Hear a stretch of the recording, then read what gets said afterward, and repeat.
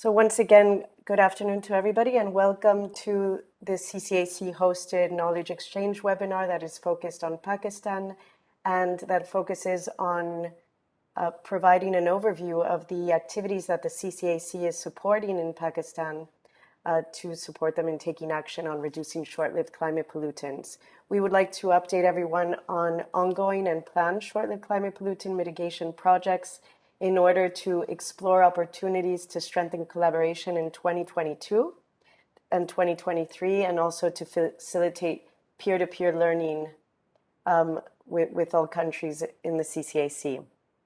So Pakistan joined in 2017 with a commitment to take action to reduce short-lived climate pollutants, and since we have been collaborating on various projects, including on supporting national action planning. We have been supporting work in the agriculture sector, focused on rice, on the rice subsector, and also on supporting the Brics sector. Just for general knowledge, the Climate and Clean Air Coalition now has over 73 national partners and about 100 or more other partners representing IGOs and NGOs. And we support climate and clean air solutions by working with countries in helping them to enhance the capacity of their national institutions. We also support science-based policies, and we work on catalyzing action in key sectors. And really, we're a coalition of the working that focuses on reducing near-term warming while at the same time maximizing local benefits for health, environment, as well as for food security. And we do this, of course, by tackling short-lived climate pollutants, including black carbon, methane, HFCs, and tropospheric ozone. And I just want to highlight, since it will be covered in this webinar, that supporting national planning work is really a key aspect of the CCAC's 2030 strategy and for our work moving forward. So this is also recognized by the recently approved engagement strategy for policy planning and implementation that will be also supported by a dedicated planning hub. And through the projects in Pakistan, you'll learn about the different the process for engagement in this national planning process. And we also have engagement strategies to basically accelerate transformational action in key SLCP emitting sectors, and that aim to also catalyze large-scale emissions reduction. We have an approved engagement strategy for the agriculture sector that builds on our work that initiated in 2013 and will continue to address methane and black carbon from the sector, including from livestock, paddy rice, as well as agricultural open burning through an integrated approach to planning that tackles air quality and climate change. And then we are also in the process of drafting the engagement strategy for the Brics sector, but it will also seek to align with ongoing efforts to support structural transformation, regulatory and policy reforms in the sector. We will continue to promote or to enhance capacity building and awareness raising in the sector, and we will seek to disseminate the knowledge, the growing knowledge that we've supported, as well as from other partners. But without further delay, I would like to start this webinar by giving the floor to the Ministry of Climate Change to provide some opening remarks on Pakistan's priorities on climate and air quality. So I welcome colleagues from the Ministry of Climate Change, and I would like to pass the floor. So I would like to just pass the floor to the Ministry of Climate Change to see who will be providing the opening remarks.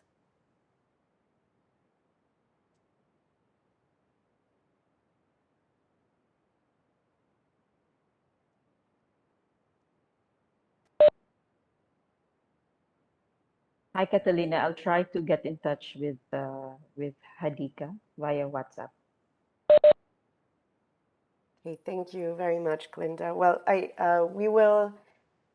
let's allow the Ministry of Climate Change and colleagues there maybe they're having some technical issues with their microphone, so if we could just stand by on mute until we hear back, just for momentarily.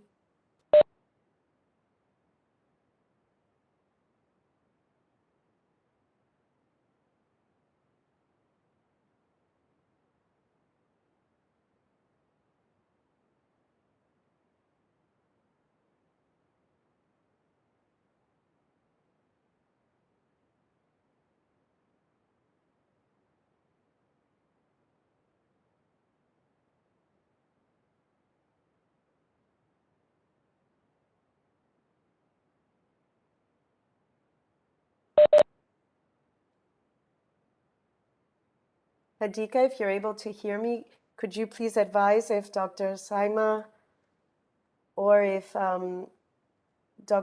Tariq are able to provide some opening remarks at this point?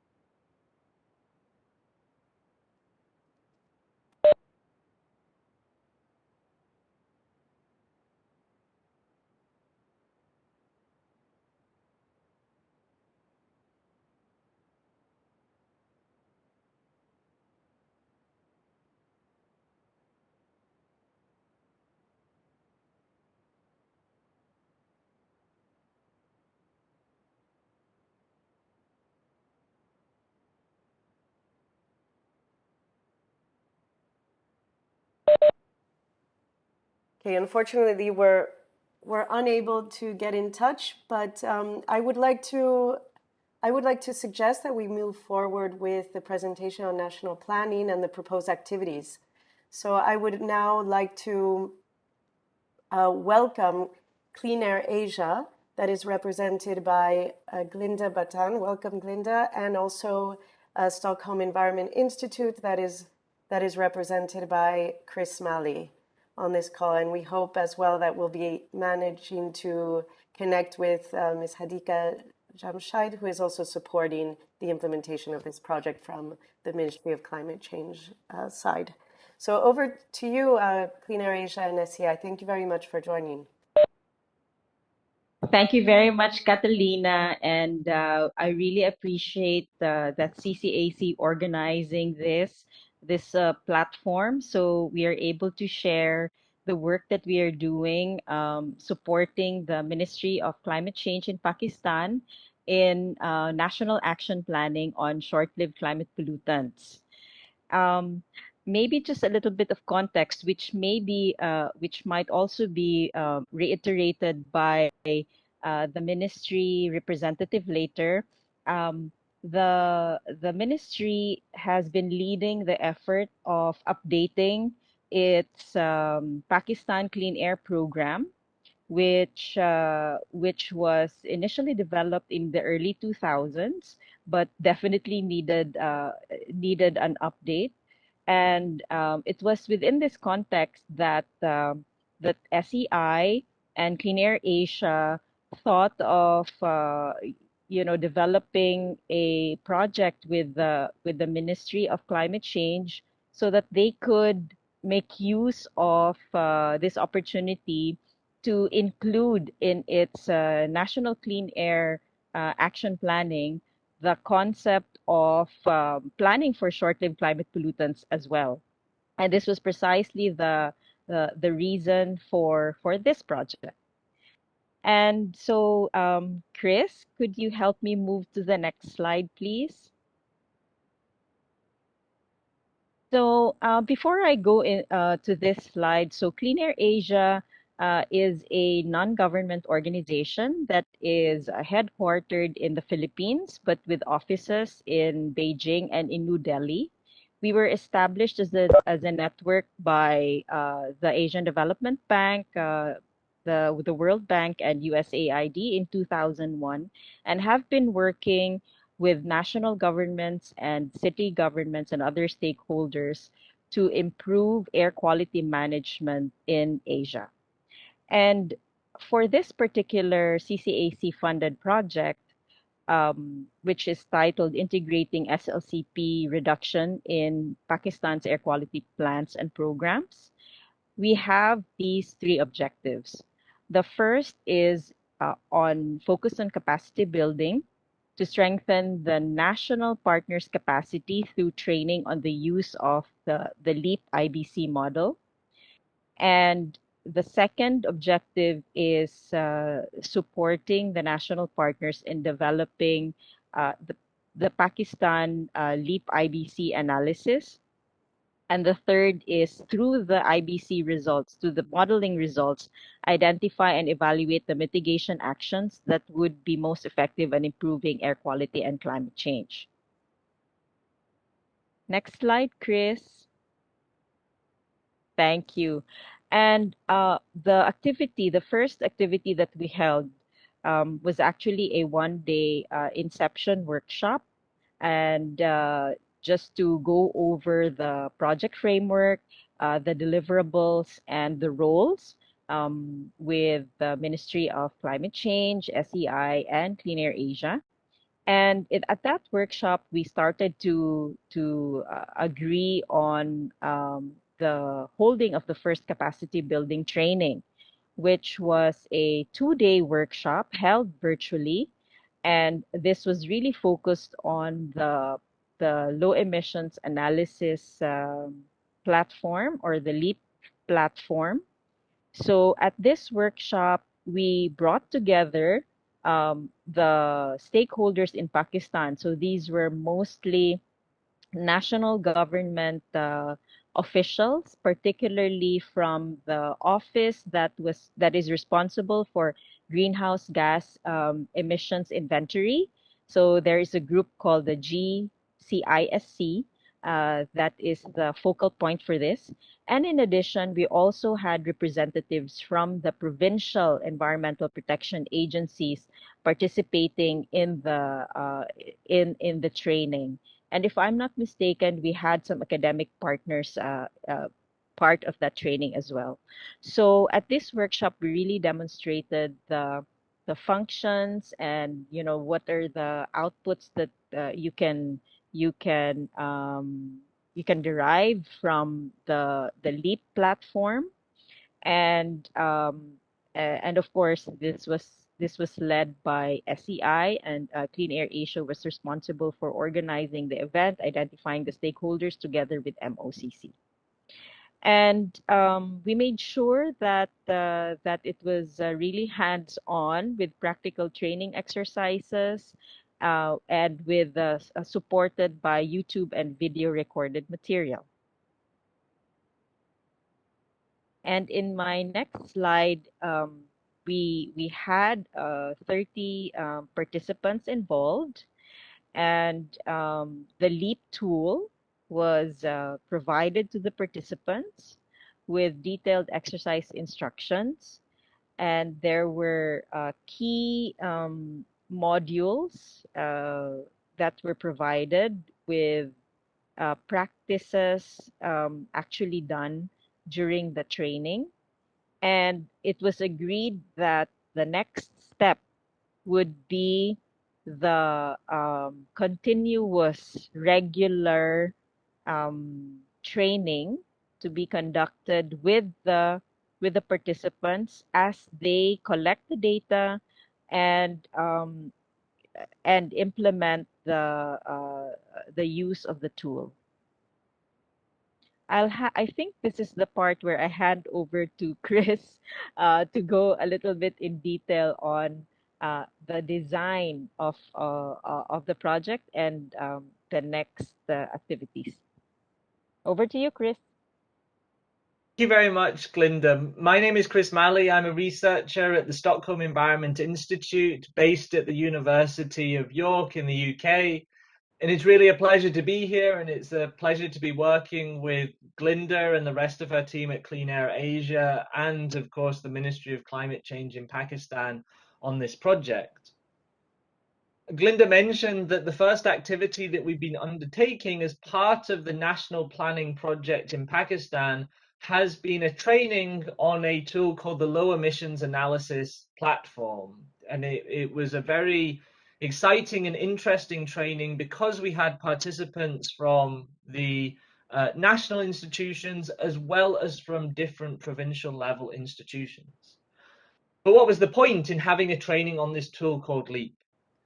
LEAP is designed as a low emissions analysis tool to be able to look at current levels of greenhouse gas and air pollutant emissions coming from different sources, coming from different geographic regions, and then has the ability to look at creating future projections to understand how emissions are likely to change into the future in response to drivers like population or economic growth, but also to evaluate how emissions are likely to change in response to the implementation of specific policies and measures specifically designed to reduce emissions.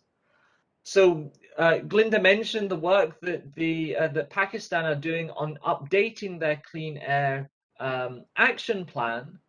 LEAP is a tool that is specifically designed to be able to evaluate specific concrete actions, such as those included in clean air plans, to understand quantitatively how much they can reduce emissions, improve air quality, and improve human health.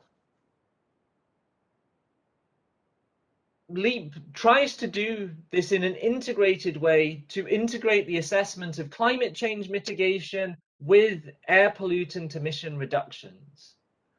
It allows you to quantify the emissions of all the pollutants shown on the screen here, those greenhouse gases contributing to climate change, those air pollutants which contribute to impacts of air pollution exposure on human health and on crop yield losses, as well as quantifying those pollutants that contribute to both impacts, the short-lived climate pollutants that impact human health and climate change.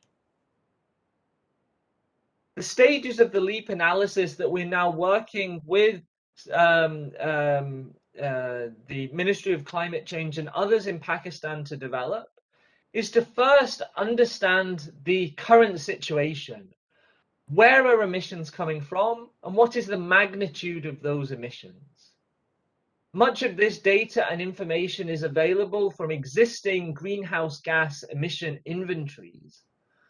But then it is the job of LEAP, and it is the job of the planners who are applying LEAP to understand how those emissions are likely to change into the future for a baseline scenario that provides us with a reference point to compare our mitigation scenarios that model the implementation of specific policies and measures in terms of how much they reduce emissions, how much they reduce exposure to the most health damaging air pollutants, and what the health benefits can be from the implementation of these strategies.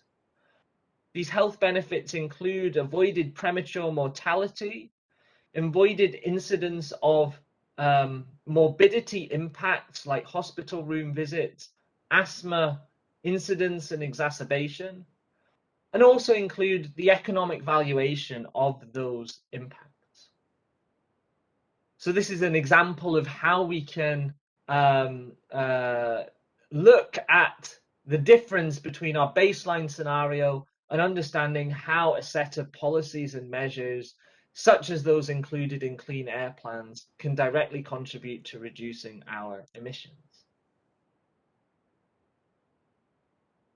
In Pakistan, there are 6 steps that we're going through within this phase of the project to be able to develop this air pollution mitigation assessment at provincial scale to understand what the key policies and measures are that can improve air quality in different provinces.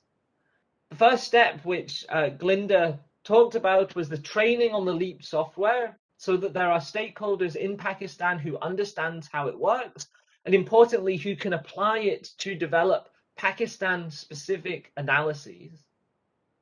We are now in the process of collecting data to be able to parameterize and develop a Pakistan LEAP model that has provincial level resolution. So that's the process that we're going through currently. The third step is identifying the policies and measures that will be included in the mitigation modeling. These may be policies and measures that are included in existing plans, like Pakistan's nationally determined contribution or Clean Air Plan, but can also include additional actions over and above what are included in existing plans to be able to assess how those policies and measures could be effective in reducing emissions. This is then all put together to develop the first version of this air pollution mitigation assessment, which we plan to have done by early 2022, January 2022, to then revise and finalize the model based on stakeholder feedback. The key in developing these models is not that they are developed and owned by SEI, but that there are people within Pakistan who develop the model and a broad range of stakeholders who comment on it to make it nationally and in this case provincially specific. And then there is the reporting and documentation of the model. And in this first phase of the national planning projects in Pakistan, the key output is a report that will outline how air pollution could most effectively be improved within Pakistan at the provincial level, what the key strategies are, and what the magnitude of the health benefits could be from the implementation of these strategies. And I don't know if Hadika is there to hand over to present on this final slide, which highlights the very exciting news that the national planning project in Pakistan will move forward to a second phase. And I don't know if Hadika would like to introduce that second phase if she's available. Thank you, Chris. Thank you so much. And I'm available. And after I finish, if you think it's appropriate, Dr. Saima is also sitting with me and she can give remarks from the MOCC side. So thank you, Glinda and Chris, for explaining the scenario of Pakistan and the project we are currently doing with CCAC so well, and not repeating what you have said and not using a lot of your time. I will move to the second phase of the project, which recently got approved by CCAC. In the second phase, the work we are doing currently on SLCP in Pakistan, this recent project will aims to undertake various assessment at provincial level in Pakistan in developing provincial action plans for the abatement of short-lived chemical pollutants. And also the project will conduct capacity need assessments, gap assessments, vulnerability assessments, and of the technologies and resources required by the provinces in order to effectively mitigate the danger of SLCPs. In the first phase of the CCAC project explained by Chris, we covered the black carbon baselining, and this project focused on developing effective coordination, reporting and monitoring mechanisms between the provinces to achieve climate ambitions and SLCP mitigation. There is also a component on institutional arrangement, which may also be a barrier to integrate measures for SLCP abatement into government decision making. In particular, when you look at a country like Pakistan, there's a diverse and cross-cutting sector that needs to be involved, which are often very difficult with different ministries and government agencies and institutional arrangements and policies on climate change and air pollution. It all overlaps and needs to identify for effective policy making. So the aim of the second phase is to use a whole of government approach to allow ministries of environment, climate change, agriculture, and public health to work together in drawing up a comprehensive cross-sectoral strategies for SLCP abatement. Then there's a component on identifying and mapping key stakeholders, pinpointing the gaps and opportunities, and recognizing for the future actions what we have to do. The second phase of the project will form a foundation of declaring Pakistan emissions on SLCP abatement in the next NDCs and beyond. We want to take this to different policies as well, and specifically to our future NDCs goal. It also aims to scope out the sector for effective action and reduction plans in close consultation and coordination, of course, with the provincial stakeholders, because they are the key players who will have the direct authority for the implementation of these national targets for SLCP mitigation. Just to conclude the second phase of the project, we will be focusing more on the major pollution sources to identify through this strategy. This will also help us to set up realistic targets and help bridge the gaps in order to address the issues of GHG emissions in Pakistan. It will also help facilitate improvement in air pollution and greenhouse gas emissions estimation, and will also produce valuable information for monitoring and reporting strategies employed for GHG emissions. And the main aim is to produce set of recommendations and establish strategies based on cooperation, and also to enhance public awareness, and which will be one of the main outcomes of the project. Thank you. And with this, I will hand over to Dr. Saima for her intervention from the government of Pakistan side.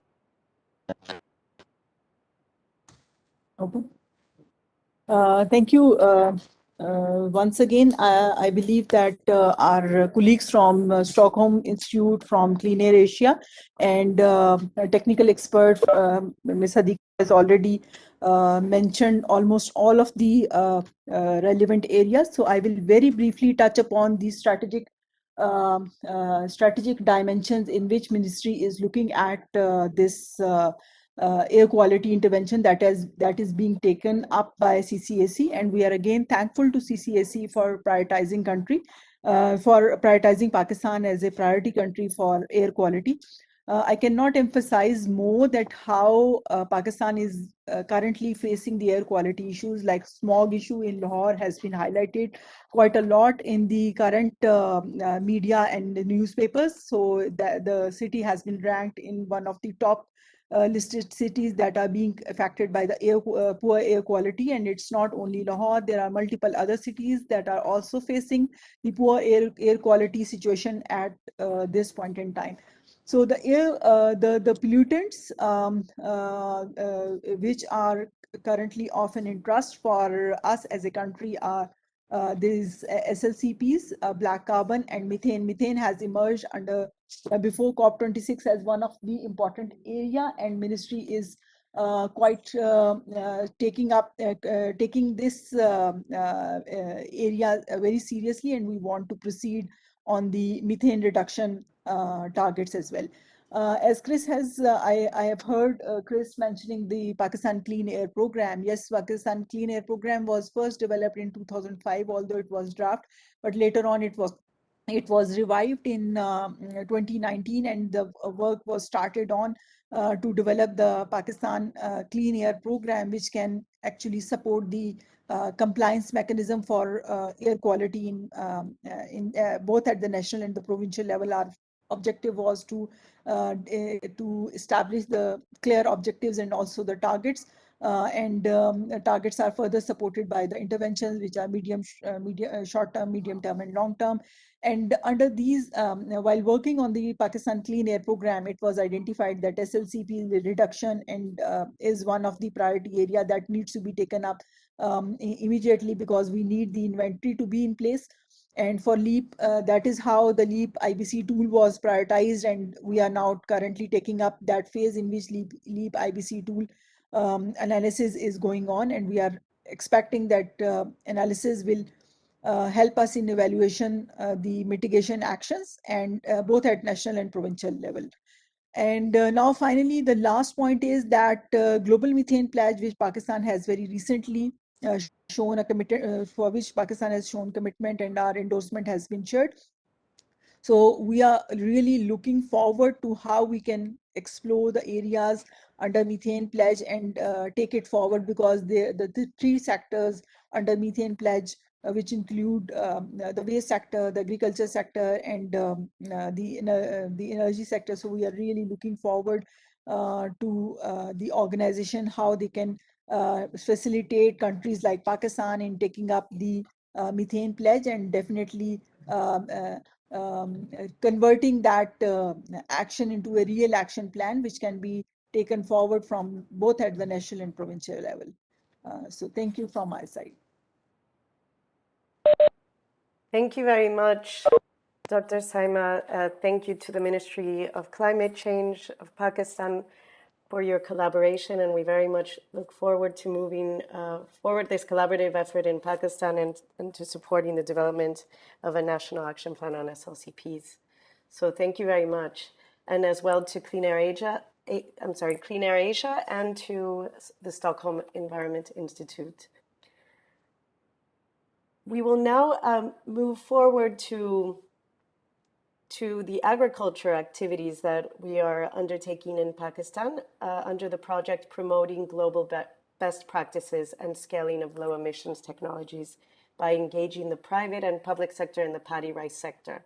So I would like to introduce Ms. Marcy Boransky from the Regional Office of Asia Pacific of UN Environment Program, as well as Dr. Arjuman that is supporting this project. So welcome for joining, and Marcy, please go ahead and you can share your screen. Great, can you see my screen? Yes, perfectly. Okay. So yes, thank you for having us today. I'm going to share this presentation with Dr. Arjuman Nizami from Helvatos, Pakistan. We are working together on this scoping project for promoting the best practices in the rice sector, best practices in SLCP mitigation in the rice sector in Pakistan. And our activity, or our project is broken down into 3 activities. The first was already completed, and I'm happy to share that report if anyone is interested. That it was to do a country-specific scoping study on the mitigation potential for methane in rice in Pakistan. That has been completed. Dr. Arjuman Nizami did a lot of stakeholder consultations for this, as well as reviewing the academic literature and the technical literature. The next 2 activities are currently ongoing. One is to support the capacity for MRV of rice methane mitigation in Pakistan. And the third is to prepare the project ideas for how to finance the scaling up of methane mitigation in the rice sector.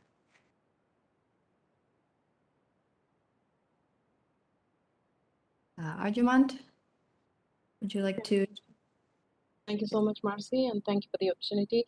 So rice actually contributes 3.11% value added to agriculture, which is a very important crop in the agricultural scenario. Pakistan, in 2019-20, our total rice cultivated area was 7.5 million acres, and it increased by 8% in the following year, with an increased production of 2.9%. So increasingly, of course, this is an important revenue crop with an important revenue target for the country. The NDCs 2021 have reported that rice has emitted 7.8 million ton carbon dioxide equivalent GHGs, which is based on the trend since 2017, and this makes 4% of the total agricultural emissions. The interesting and very encouraging thing is about the actions which are most recommended to reduce methane emission from rice cultivation. This is mainly improved irrigation and water management, and train farmer on improved water productive techniques, which is also in one way climate resilient, because Pakistan is a water scarce country. Water is a big issue. Water governance is a major issue in agriculture, particularly in Punjab. And therefore, this whole overlap between mitigation and adaptation benefits is very much in the interest of long-term resilience of rice value chain. And the same has been recommended by NDC report 2021. In recent years, another controversy and discussion has, of course, emerged in terms of smog. Dr. Saima has just indicated that in her speech as well. And the attribution has been made to burning of dry stubble contributing to smog. There was a study conducted by FAO, a very important study in 2020, to assess climate pollutants leading to smog, and rice burning turned out to be the third contributor by 20%, adding 20% to those emissions, especially during winter months. So this is also an important element while we look into this project in rice value chain. Marcy. Thank you, Arjavand. So the main mitigation practice in rice is called this alternate wetting and drying. It is a management practice that requires very low technology, but it does require the control of the irrigation. And so basically, instead of continuously flooding the field where the methane is produced under those anaerobic conditions, it is a management of the water below a certain level. So it is still accessible to the plant's roots, but it's not pooling above the surface and creating those methane emissions. And so studies have found that this can reduce the water use by about 30% and reduce the methane emissions up to 50%. There are some other mitigation practices, and along with this, it's usually recommended to do the laser land leveling so that the field is completely flat. But this only needs to be done once every few years, and that reduces like the high and the low points in the field. Now, this is one of the practices that is supported by the Sustainable Rice Platform, which is part of our private public sector engagement. So the Sustainable Rice Platform is it's just turning 10 years old now next month. It's a global multi-stakeholder platform alliance with over 100 members from both the public and private sectors, including some of the main rice commodity groups.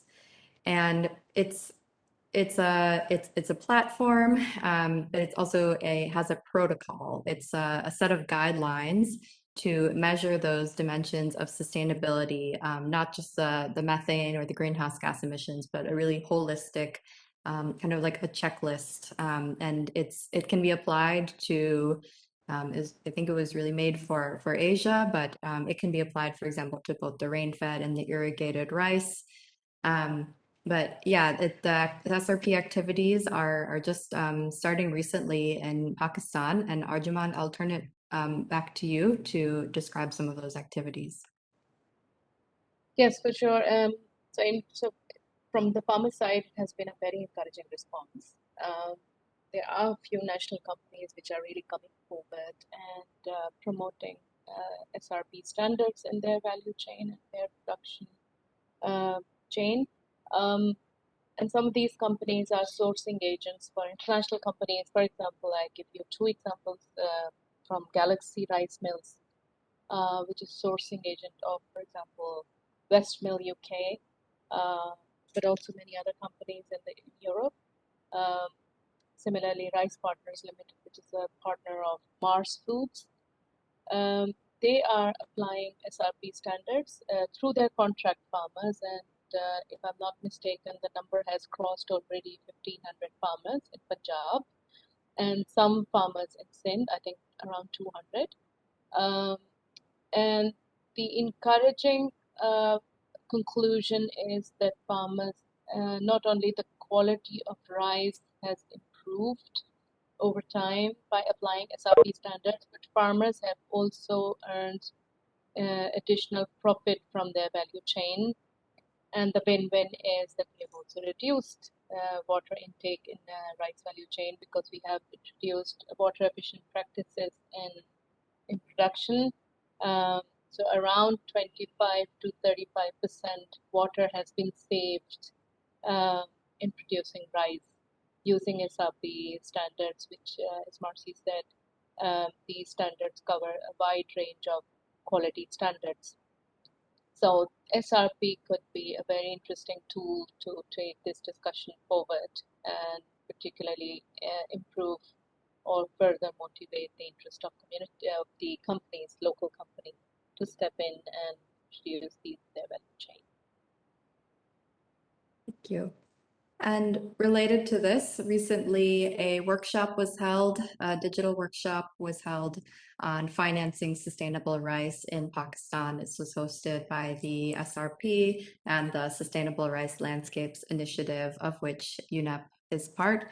And yeah, there was some very encouraging results hearing from both the companies that were doing this, using these SRP practices to ensure a quality product from the farms and also to improve the sustainability. So Arjumand, I will turn it back to you to go through these main points which came out of the workshop.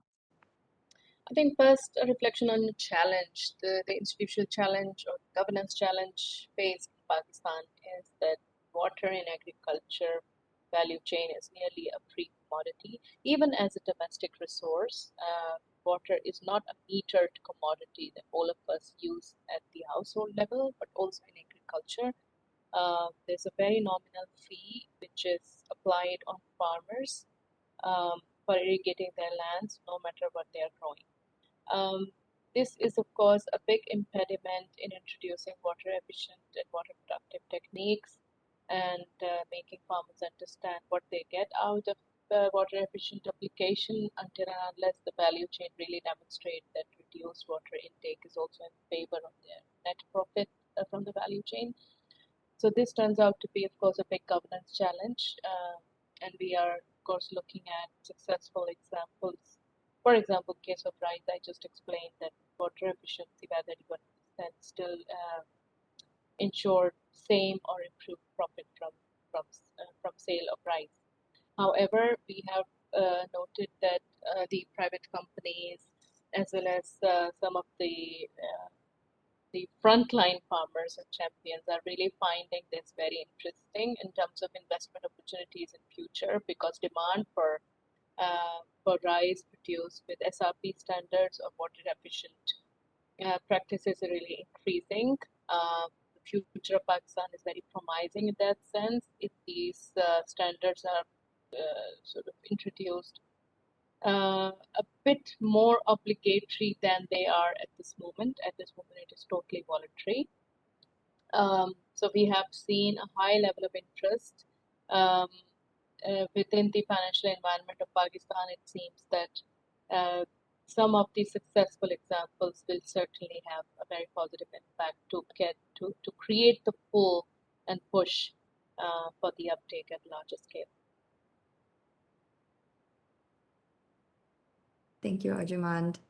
And just our last slide on what is the planned outputs from these projects. As I mentioned, the second activity is around capacity building for MRV. So we're working with the Global Change Impact Study Center in Pakistan on establishing an MRV system and the optimal institutional setting for this sort of framework for rice, because in order to track it, you do need to have the right sort of statistics and data flow to track how the water regime of the rice basically, and what is the area under the different water regimes.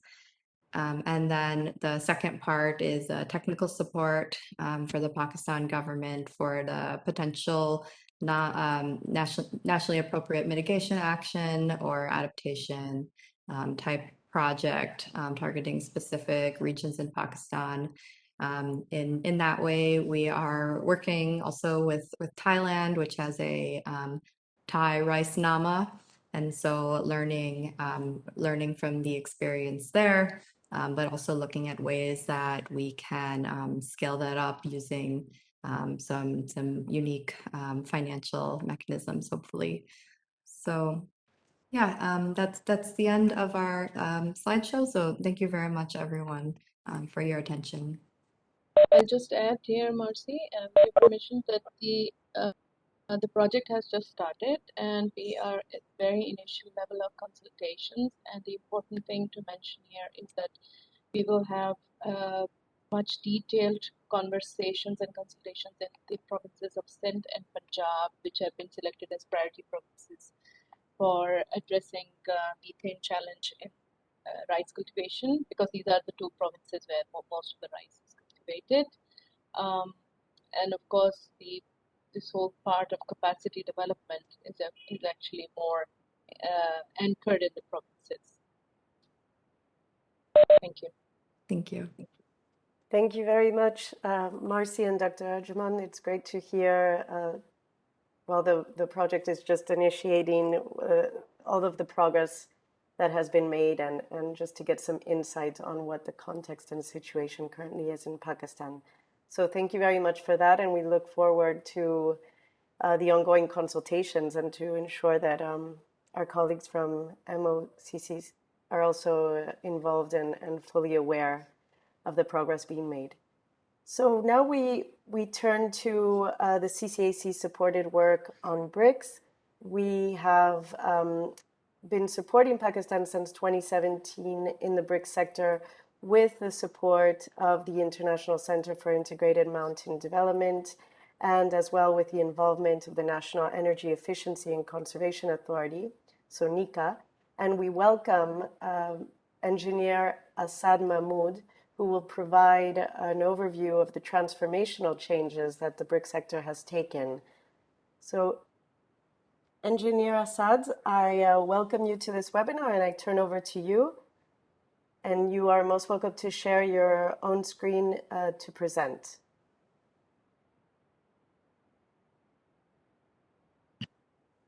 Thank you very much for this opportunity. I hope my screen is visible to all of you. Yes, you just need to put it in slideshow and okay, perfect. Let me do it. Thank you. Is it clear? Yes, Still very clear. Okay. Thank you. So yeah, I'll be very crisp and energy efficient in this presentation as well. So thank you very much for giving this opportunity, and this definitely was a sort of magical project through the platform of CCAC and under the kind supervision of the Ministry of Climate Change and guidance and delegation of certain tasks, especially by the Director General, Mr. Irfan Tariq, and all the other team members from ECMOD. We today are standing at such a platform where this project is being discussed almost across various international platforms. So, looking towards this specific topic of promoting the adoption of cleaner brick kiln technologies, in fact, in this specific case where the CCAC, in fact, provided all the necessary facilitation through ECMOD, it all started in January 2017 when the connection was developed between NECA and then Ministry of Climate Change as well, and where the things were pitched on the basis of this specifically energy efficiency keyword, because it was a very right time to chip in this initiative, because at that time when I did the research review and literature review, within the span of last 10 years, there was no such research or work done in the brick kiln sector. So that gap was there already. So this project came in at the right time, where in the right side of the picture, you can see the gentleman in the middle, 3 or 4 people, in fact, at that time were from the brick kiln owners, and others were from the sporting departments and academia and Ministry of Climate Change, and other team members were there. So, so this journey just started in this way, in such a way that it never stopped after that, and hopefully there is a long way to go.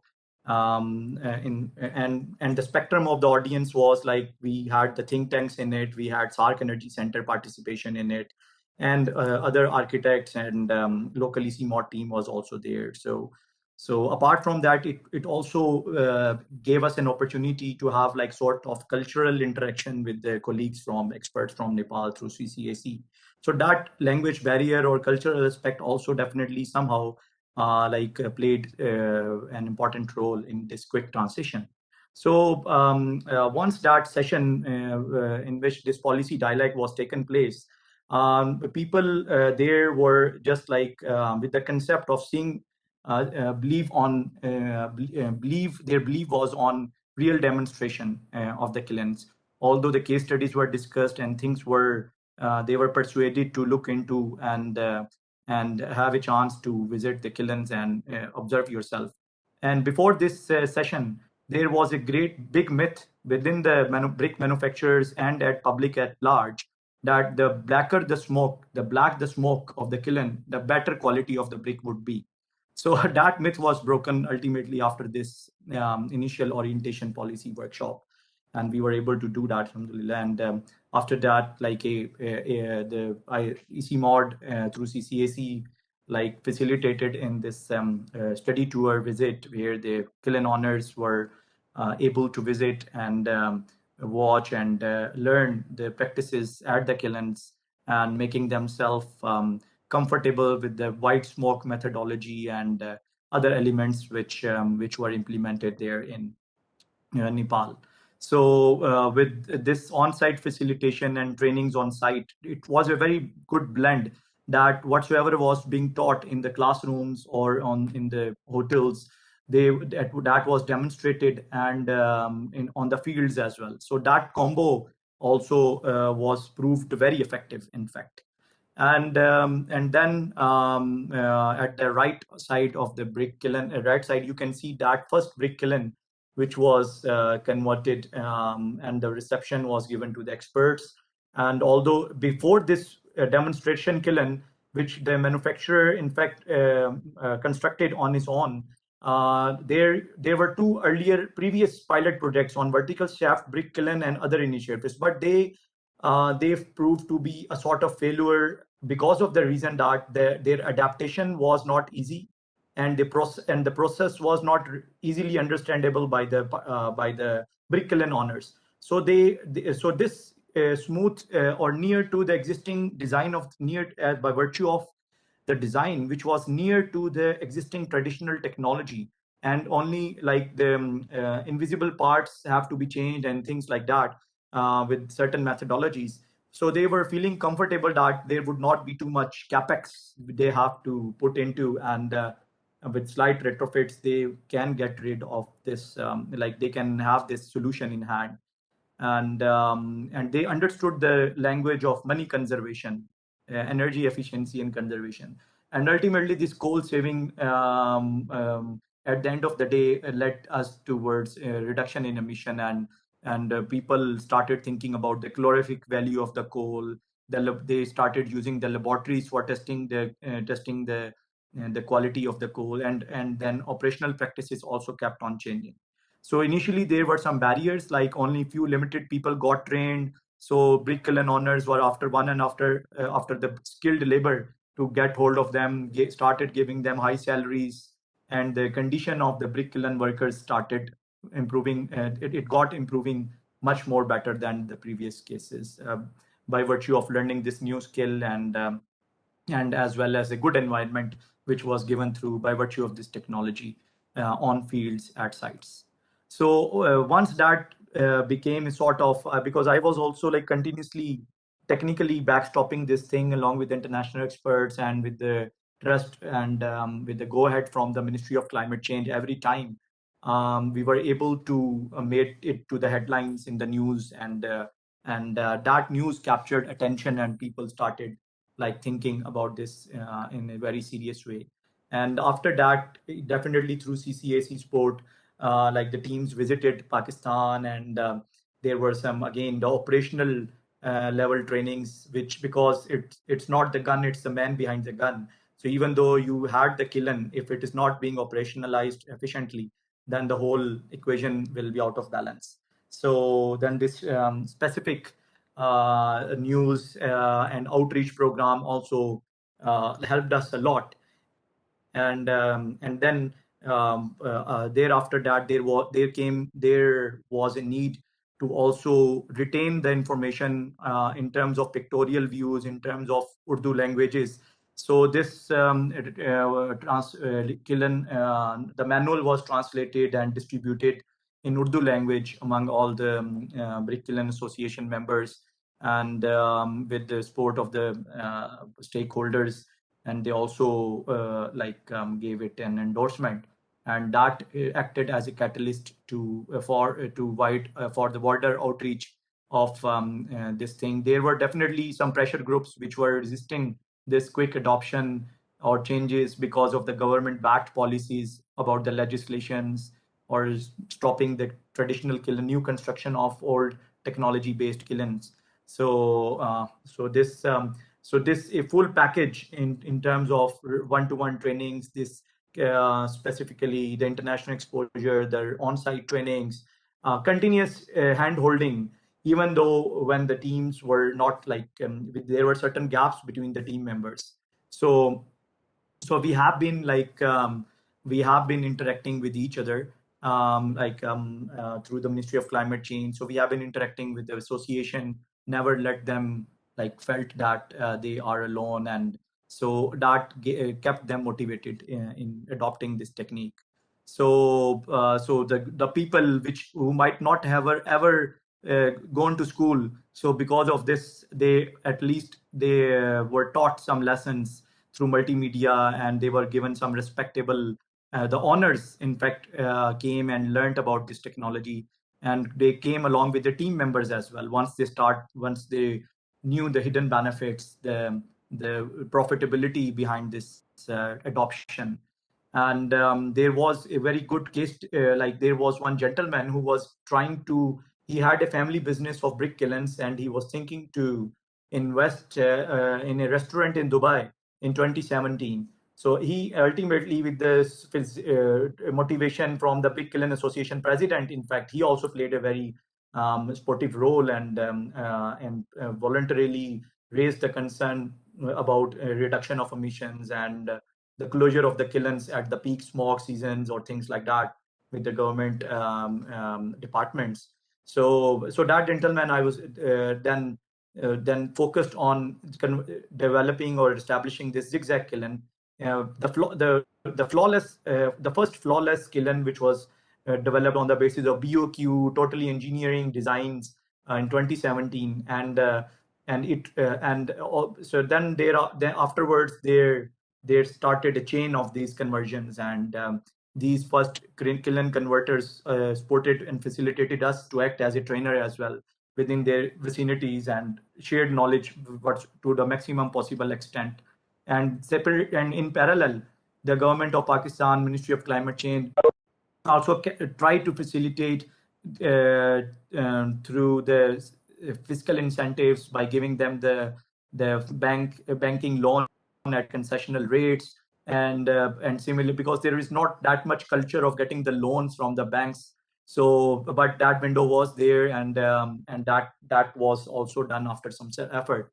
But ultimately, due to this zigzag thing, even in the COVID time, the construction sector didn't stop, and it kept engaged the employees, labor, and that was a good thing. It also added into the circular economy of the country, in the sense like the motors were purchased, the variable frequency drives were purchased, the electricity they got a status of small industries by virtue of the electricity connections.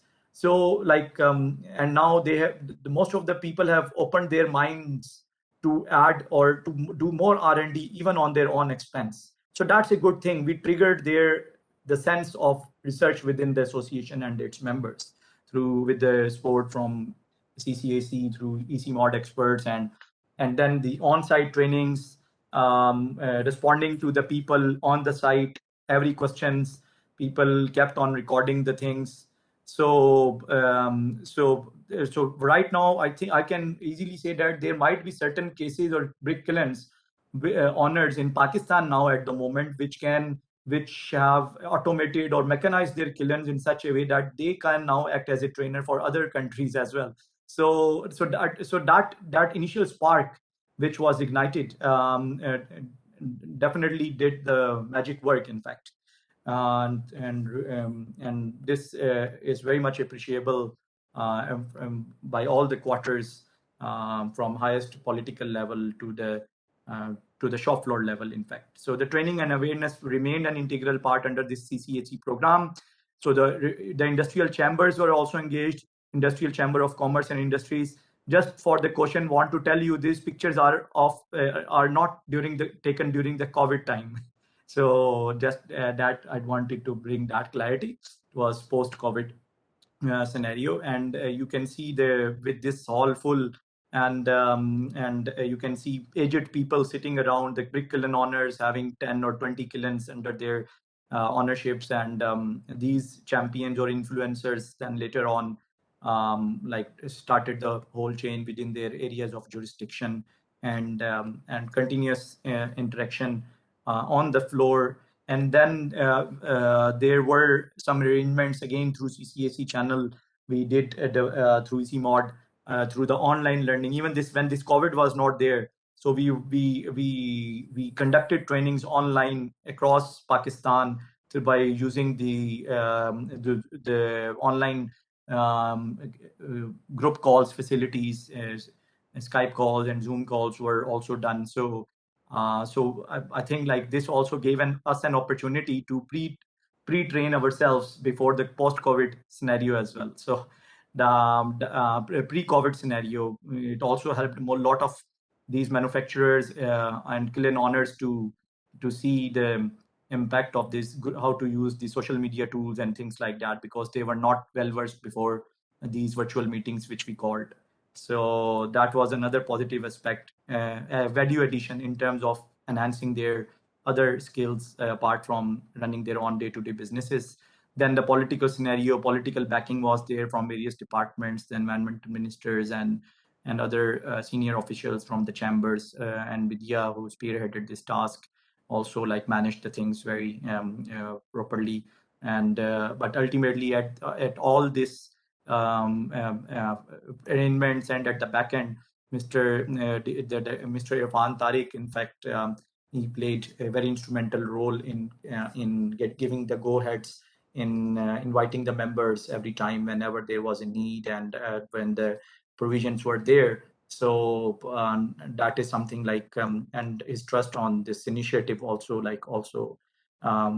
bring comfort and removed many barriers for the smooth implementation of this initiative. So so even at the higher political end, people came to know about this technology, and in-person briefings were given to the ministers, and with the facilitation by Ministry of Climate Change, spearheaded by DG Saab, and then the Minister of State also looked into and appreciated all the initiatives. We also interacted with all the provincial departments and environmental protection departments, so that there should be a coherence, national level coherence and understanding among all the cities.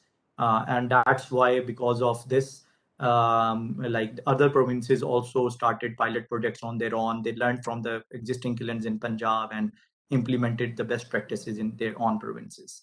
And ultimately, how the quantification of these emission results were done, and again thankful to ECCAC and because of their provisions, like such emission study was conducted as well, where the real-time emission profiles were developed of the conventional and the zigzag kilns.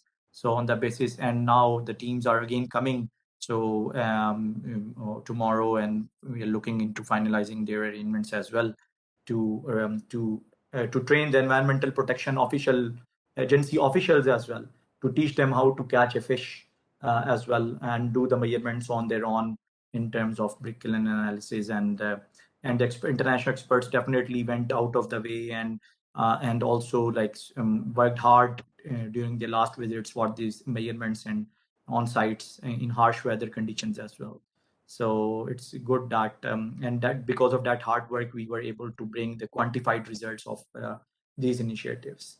And one more initiative which is definitely appreciable is like the regional exposure, the interaction with the regional brick kiln associations, and knowledge exchange also helped us a lot. I myself am interacting with other countries' brick kiln association officials, and similarly The master trainers are sharing their experiences with each other. The groups have been formulated, social media groups are there. So I think like this removed the barrier in knowledge flow from across the borders from one country to another country.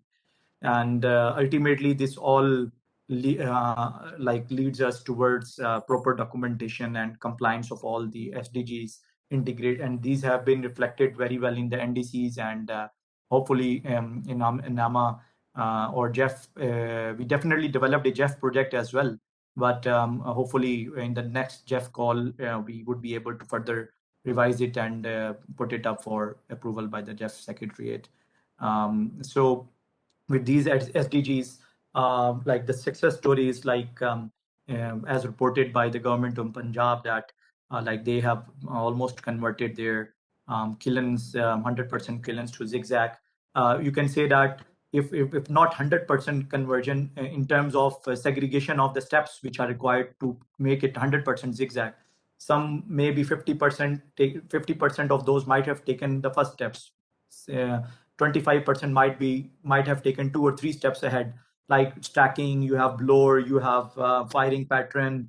So all the techniques which have to be applied on the kilns. So this is an ongoing study, and the EPA officials are vibrant and taking stringent actions on non-compliance of the directions that no kiln except from zigzag would be remain operational, especially in the smog season, and no new brick kiln would be constructed until unless it would be a zigzag kiln. So that's another like legislative backing that is there.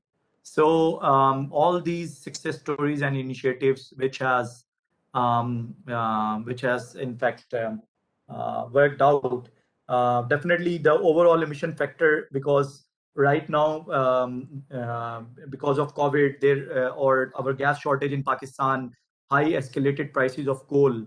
So the 100% brick, some of the kilns were again like temporarily closed or not operational as a protest. So these are a few facts that we need to accumulate the at least 1 year figure, because this was done just like this process which you have seen. It's about 3 or 4 months back. So after that there was again this price hike and things like that. So at least there every year we get an energy yearbook by the government of Pakistan, in which they show the coal consumption in different sectors. So hopefully within if they compute it and they get the documented, because that is another issue of documented and non-documented coal streams, or because of localized coal being used. So we will see like what the figure would be there. But as far as the general perception and direct passive, secondary or primary secondary sources are concerned, as interaction by virtue of the interaction with the association. So the savings in the reduction of coal has been reported. So any saving that has been there in terms of annual or monthly coal consumption volume, that's definitely will have an impact ultimately on this emission reduction or black carbon reduction through this initiative. So hopefully we'll make sure that the EPAs, the environmental protection agencies, are also being asked to also look into this template and start reporting over this aspect, and so that we can come up with the firm numbers down the line. So with the support of all these stakeholders, we have been able to like see and keep the momentum going, and we expect that it's not the end. We have like too much to be done in advancing from zigzag to other forms of kilns, other sectors which are which are considered like emitting informal sectors, which can be attributed towards spreading emissions. So there is one video link or video I want to share with you. It's basically, or if you happen to get this presentation. So this is the statement of the Prime Minister of Pakistan given during the World Environment Day on the brick kilns, zigzag brick kilns. So Thank you. if you can give me a minute, I can run it, or you can see it on your own. Yes, sorry, Engineer Asad, thank you very much. Unfortunately, because of the time constraints that we have, it would be great if we could circulate the video. Already sent to you. Okay, Okay. it can also be placed in the chat, and I will make sure to circulate it as well. But Oh, thank you I just do it. Okay. Okay. But thank you very much for your presentation. And indeed, it's been quite impressive to see this transformation happen. And my understanding is that it's approximately 8,000 of the 20,000 brick kilns that have been changed to more efficient zigzag technology. And we've also seen how it's been introduced as a measure in Pakistan's updated NDC. I just want to mention that we do have ongoing work in Pakistan that was also approved and that will be taken up by EC Mode, again in collaboration with the Ministry of Climate Change and the National Energy Efficiency and Conservation Authority to support a skill development program for the brick sector in Pakistan. And we will also, as Engineer Assad mentioned, conduct some trainings on energy audit and assessment of the kiln. So thank you very much to all the presenters. And we have about 10 minutes we have about 10 minutes to discuss and to exchange in case any of you have any questions. So I'd like to take this opportunity to open the floor for you to raise questions. We're a small group, and primarily, the implementers are online. So it's great to see how we can ensure synergies across the projects, maybe where there might be data needs or additional information from each sector for the national planning process. So over to the participants. Maybe as a first question, we have from the participants from Clean Air Asia. There's a question directed to UNEP, ROAP, and Dr. Arjuman on: does the application of alternate wetting and drying help to reduce N2O emissions as well as NH3 emission from fertilizer application? Yes, actually, the alternate wetting and drying can actually increase the nitrous oxide emissions from fertilizer. So I don't know the exact mechanism, but there have been some studies done, and basically it's just important to also do why it's important to do the holistic farm management, because if, for example, you are applying the fertilizer directly after the reflooding, then those nitrous oxide emissions will increase. But overall, the studies have found that the trade-off is still worth it for there's maybe a small increase in the nitrous oxide, but the reduction of methane when you do the greenhouse gas equivalents, it still far outweighs that nitrous oxide emissions. Thank you, Marcy. We also have a question for Engineer Assad from the Clean Air Asia. From Clean Air Asia, it's with regards to the brick sector's contribution to PM and black carbon emissions to the total national emissions. If you could share that data with us, Engineer Assad, that would be very helpful.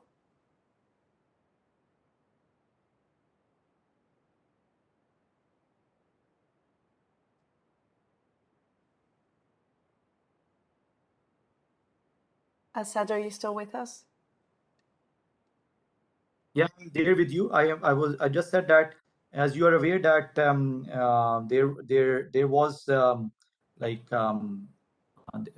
there has been an exercise in which I told these statistics, in fact, for your newsletter, I guess, specifically to you, and because the figure which comes out to be like because these kilns mostly keep running on across for 10 months a year almost on seasonal basis. So almost there has been a reduction, you can say to the tune of 40 or 50, because there we can specify the range, because ultimately it depends upon the calorific value of the coal. So if we get the best calorific value, then the coal tonnage would be less, there are certain variables. So rather than just focusing on the quantity of coal, so that indicator could also be deceiving. So the energy value of the coal, that also needs to be addressed for this. So roughly the figures regarding the coal consumption that could be reduced If a conventional brick kiln starts producing with 1 ton, 7,000 bricks, then or it will start developing like sort of 9,500 bricks a ton, and within a span of like 10 months time period, you with 8,000 kilns, in fact.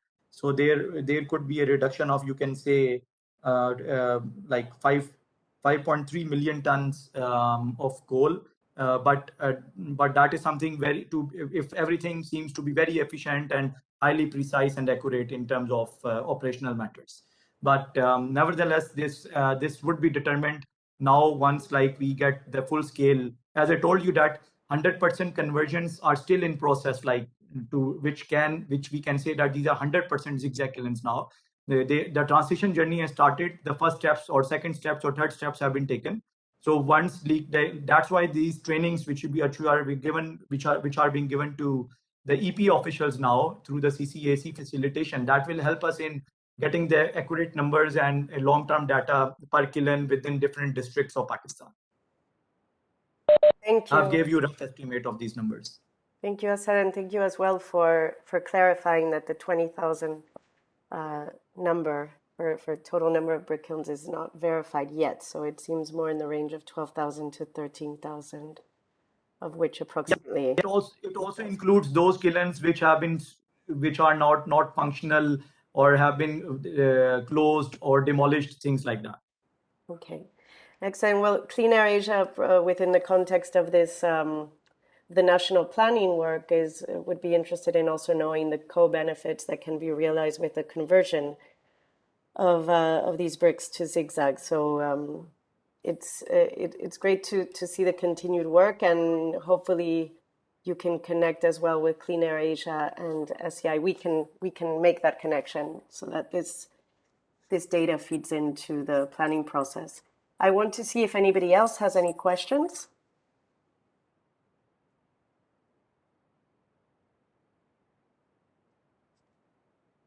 We're a small group, so please just feel free to unmute yourself and to speak.